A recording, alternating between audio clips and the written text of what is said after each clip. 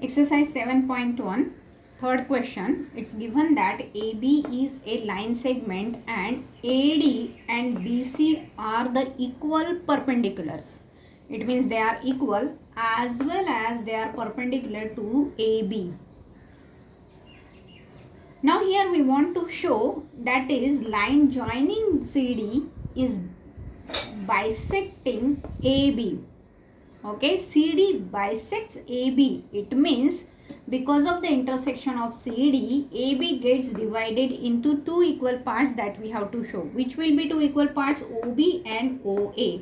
So now here we have to consider the triangle BCO and the triangle ADO. Now in this we can see this is already given that they are perpendicular.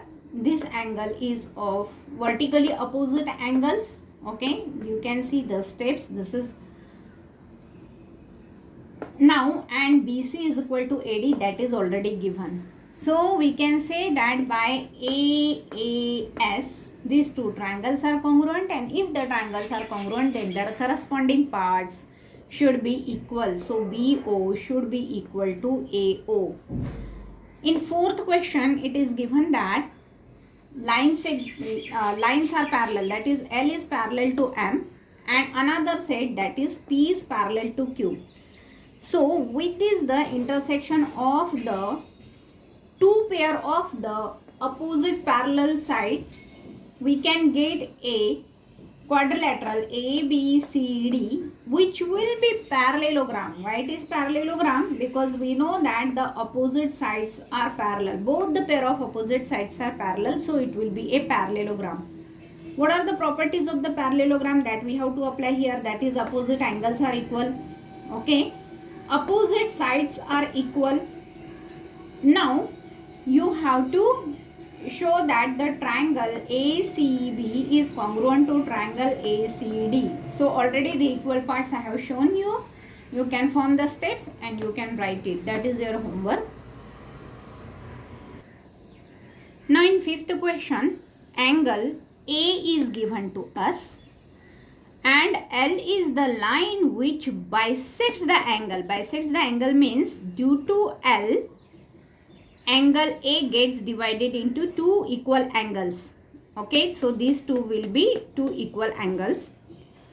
On that bisector, point B is taken, and from the B, perpendicular is drawn on the arms of the angle A.